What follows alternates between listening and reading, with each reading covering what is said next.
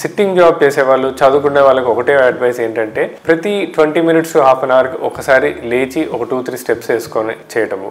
మూడోది కంటిన్యూస్గా 1 hour పైన ఎప్పుడు కూడా కూర్చోవద్దని చెప్తాము. నాలుగోది వెయిట్ మేనేజ్మెంట్. సో ఎప్పుడైతే బాడీ మాస్ ఇండెక్స్ వెయిట్ సరిగ్గా ప్రాపర్గా మెయింటైన్ చేసుకుంటామో మన లో బ్యాక్ అంటే లంబార్ వర్టిబ్రా మీద డిస్క్ మీద ప్రెషర్ తగ్గి దానికి డిస్క్ డీజనరేషన్ అనేది కొద్దిగా అంత ఫాస్ట్గా ఉండదు. సో ఒకటి వెయిట్ మేనేజ్మెంట్, రెండోది ప్రాపర్ ఎర్గానమిక్స్, మూడోది పారాస్పైనల్ మజిల్ స్ట్రెంథనింగ్ ఎక్సర్సైజెస్. మనము బాడీలో రెగ్యులర్గా ప్రతి ఎక్సర్సైజెస్ ఇంపార్టెంట్, అంటే వాకింగ్ దగ్గర నుంచి ఇంపార్టెంటే, కానీ ఈవెన్ స్పైన్ మజిల్స్ కూడా స్ట్రెంథనింగ్ చేసుకోవడానికి పారాస్పైనల్ మజిల్ స్ట్రెంథనింగ్ ఎక్సర్సైజెస్ ఎప్పుడైతే ప్రాపర్గా చేసుకుంటామో సో స్పైన్కి సపోర్ట్ దొరుకుతుంది. సో దాంతో డీజనరేషన్ అనేది కొద్దిగా డిలే అవుతుంది. సో ఇట్లా ఒక మల్టిపుల్ అప్రోచ్ ద్వారా లో బ్యాక్ పెయిన్తో సఫర్ అయ్యే వాళ్ళకి అసలు ఏం ఎక్సర్సైజెస్ చేసుకోవాలి, వాళ్ళు ఎలా మెయింటైన్ చేసుకోవాలి చెప్పడమే కాకుండా టార్గెటెడ్ నర్వ్ రూట్ బ్లాక్స్ ద్వారా ఆపరేషన్ లేకుండా ఒక దీర్ఘకాలిక పరిష్కారం మా ఎపియాన్ పెయిన్ మేనేజ్మెంట్ సెంటర్లో